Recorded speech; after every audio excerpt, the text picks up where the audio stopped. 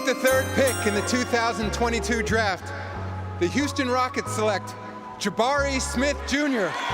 from Auburn University. Hey, Perk, you were right. I love it. H-Town, stand up.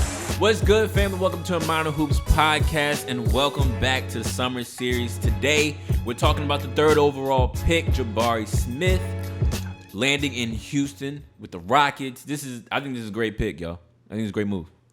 I can't get mad at this pick at all. I thought him landing first of all, we all thought he was going to go number one. That was all the reports. But him landing with the Rockets, it was all the reports until 30 minutes before? No. It was like Tuesday. Tuesday? Yeah, I started seeing stuff Tuesday. It was like, bro, the day of, I saw Woj say, and I'm a trust in Woj. So when I'm losing a tad bit of trust in Woj. I've been on the Shams band. You been cheating on Woj and Shams? Wow. I ain't mad, bro. I ain't mad. Dog. He be, Shams won last. Yeah. Last draft. Oh, yeah, he definitely had more of the leagues. He was cooking, bro. Yeah. So I don't know, man. I think somewhere Orlando was always in their back of the mind, so we're going to take Paolo, but they just had everyone on this string. I don't know why. But I'm not mad at this. I think Houston is the right spot for him. No, facts. I think he can really get busy there. Like I mentioned earlier, it's weird when we talk about pro comparisons because my best comparison for somebody like Jabari is somebody who just left Houston in Christian Wood. And I'm not saying he's going to top out at Christian Wood. Mm-hmm. I'm saying that's kind of like the floor for this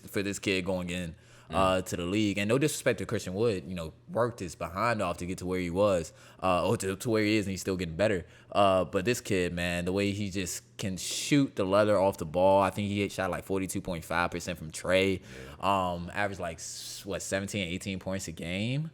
I believe he was just offensively, he was able to take in all those situations. Defensively, he was able to defend the rim. He moved really well on the fast breaks. Yep. He wasn't soft in terms of going towards the paint and trying to get the rebounds. Contact. Yep, getting contact. He had some back to the basket game. I saw some switches where it didn't look like he was lost. It was like, oh no, I have this smaller. I'm gonna shoot. Either I'm gonna shoot right over him, or I'm gonna go off of the back shoulder. So it's really good. I would say he reminds me of Michael Porter Jr. with less boogie, just a little less in terms of just creating off of the dribble. Yeah. But being 6'10", long arms, high release points off your jump shots, nobody's touching it. I've seen him hit and 1 threes throughout the year, which is crazy, and they're not touching nets, so he's able to get the shot up off against anybody. I can't. Man, he has all the tools to have gone number one. I can make that argument, of course, but I'm really excited that he did land in Houston, actually, though. Here's you want to go lead? If you want to go in, then I'll start, yeah. So, I know everyone's saying Paolo Banchero is the best player in the draft. Not everybody. Everyone. I take that back. Yeah, it's pretty split. Some people say Chet is. Jabari was the more I watch him, the more I'm like, this is the guy. It's talent. This is the guy. And I have a bias towards guys like Jabari Smith and Michael Porter Jr. and Kevin Durant.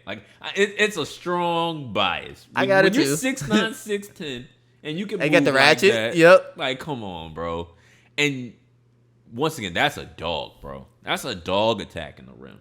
He is not afraid of contact. He isn't afraid to mix it up inside. He'll roll to the basket as we're watching. No, I've seen him finish with both hands. He's skilled. Put him anywhere on the court, he can put it in the bucket. He's skilled. And that's what I want on my team 9 times out of 10. I'm not mad at you for saying this. That's what I want. So he's the one I really don't have any kind of negatives to push at. You know what I mean? I don't have a gripe with him. I get it, and I think he might not have the highest of upsides if we're talking about the other two. But what is his? Speak for yourself. Like I said his downside is his floor is Christian Wood. From there on out, this guy's gonna be a star. He has all the tools to be 20-10. Yeah, he's a guy, and I remember the first time I actually remember seeing Jabari Smith was actually 2 summers ago, 2019. Coaching 16U with Team Loaded. We go down to the Adidas finale in Alabama. Mm-hmm. Atlanta Celtics. They win Adidas 16U that year with some crazy long, like, stretch forward kid playing the 5.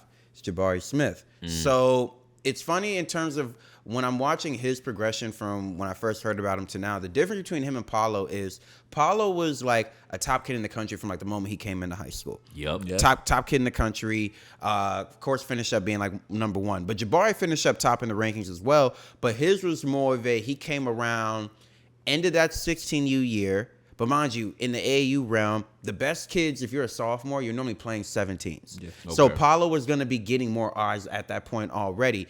The 17U year for him, because him, Chet, and Paulo, all 3 2021, class of 2021, freshmen this year, they didn't get to play 17U AAU because that's when the pandemic hit. So, like, we only knew at that time really of Chet and Paulo, and it was known that like Jabari was coming around and getting to this point, and then we see what he does at Auburn. I say all that to say what has me intrigued about Jabari is I think he's tapping into all of his tools much later than the average guy who goes this high. They're normally, if you're a top 3 pick, you're normally that dude from 8th, 9th grade on. There's that story here and there, the dude who's the late bloomer and gets to this height, but like, more than anything, I think because he's still so new to like, oh my goodness, I can do all of this on the floor, as opposed to I've just been this guy for years. I still think he has so much more to go, and I think that's great for Houston because, I mean, Jalen Green started to show some promise towards the end of the year. End of the year, he was giving out 30s left and right. Yeah, so, and like you said, this is a perfect replacement for Christian Wood from a frame-wise,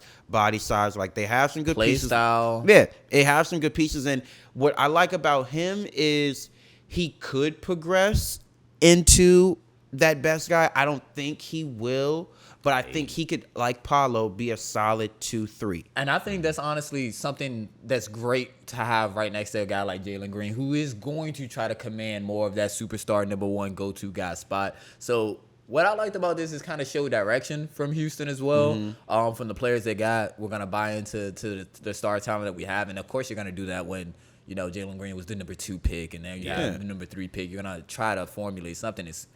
But the fact that it's working out as well as it is, as early as it is on paper, I'm really excited about. So I'm actually like, Houston is one of the teams I'm super excited about to see in the G League. And the Summer League, excuse me. And I think another reason, I was just actually looking at a stat right here.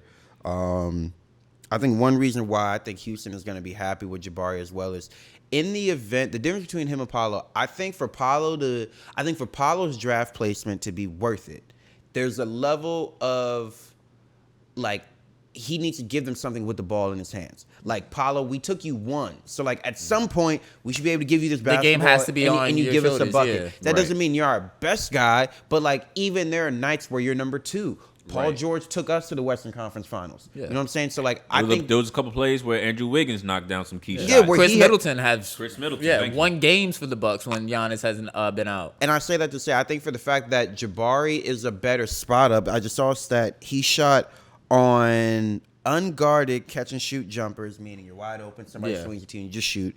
On 20, mind you, it was only 23 attempts, so not really won a game, but he's the best dude on the floor. Well, he's not going to get them a lot. Yeah, I was about to say. But with that less than 1 attempt a game, basically 23 attempts over the season, shot 65%.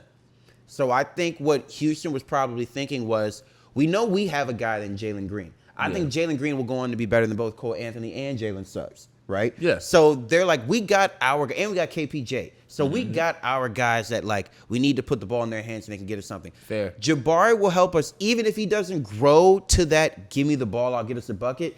He can spot up and shoot. Yep. I think better at a clip than what if Paulo does not become that guy of. He's definitely going to shoot way better than Paulo. Yeah, and I think if Paulo's not that, I'm going to go get a bucket. I would like, if I just had to get a tall spot up shooter, I'd rather be Jabari. And what I was telling everybody, ESPN tried to throw around the Kevin Durant thing because everybody who's 6'10 and above in the draft, that guy, he's Kevin Durant. He's Kevin Durant. He's not that, but the guy that I continue to see he's going to grow into, I tell everybody, Rashard Lewis when the Magic went to the finals.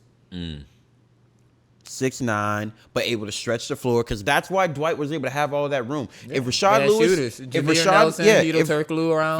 Rashard could not stretch the floor, we're now trying to play the Lakers and Boston and Cleveland with 2 bigs. And Dwight Howard's not going to be able to score the same if there's another dude on the other side of the block. I agree with that. It's a great pick for Houston, though. Yeah. No, I'm definitely a fan of him. I think I agree in terms of he doesn't have to be that guy, or it's not projected for him to be that guy. But you think he's that guy? I think he's that guy. I'm fine with that statement. I think he's that guy. And this is not a shot at Jalen Green. It's not a shot at Kevin Porter No, Jr. this is a big up to him. Because I think they still can be very talented scorers, and they could be very aggressive in terms of how they go about playing their game. But when we start watching offenses defenses try to guard them, it's going to be completely different because we've seen how, okay, we're going to cancel you out. I'm going to cancel you out. We're going to cancel you out, Jason Tatum. We're going to cancel you out, Jaylen Brown. All right, there's a third guy that, no, he's not necessarily as explosive as I am.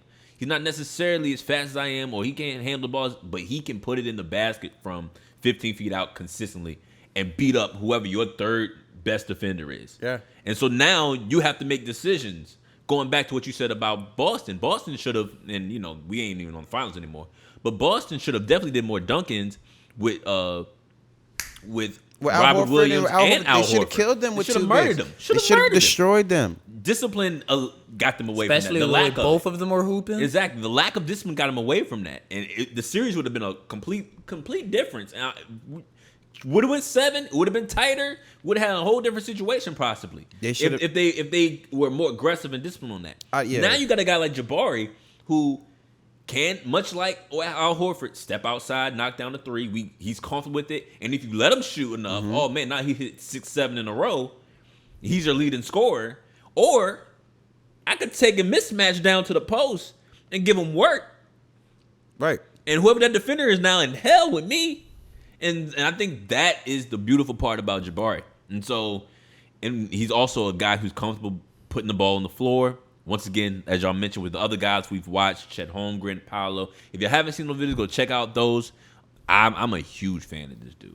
Yeah, I'm a huge fan. The more I watch, the more I'm like, you know what, that's a star. And I think what Houston is also going to be trying to do long term is their head coach is Stephen Silas, who was with Dallas during the bubble. So he saw like what the team started to look like when they were starting to build around Luka. When Luka first got in the playoffs, I think he actually maybe even coached a game in one of those Clippers-Mavericks series. Yeah, in that bubble. Because I think something was going on with Rick Carlisle. It may have been COVID or something, but I remember him coaching a game. Or I think Rick Carlisle may have actually got thrown out one game. But basically, I think he's seeing, like, okay, like, Jalen, if Jalen Green were to be my Luka Doncic, like, what other pieces do I need to put around Jalen Green? And one thing Dallas had that makes Luka so special is the amount of shooting and spacing. Right. Like, there's nobody that we have that's getting in the way of Luka being able to drive. He has so much space to operate.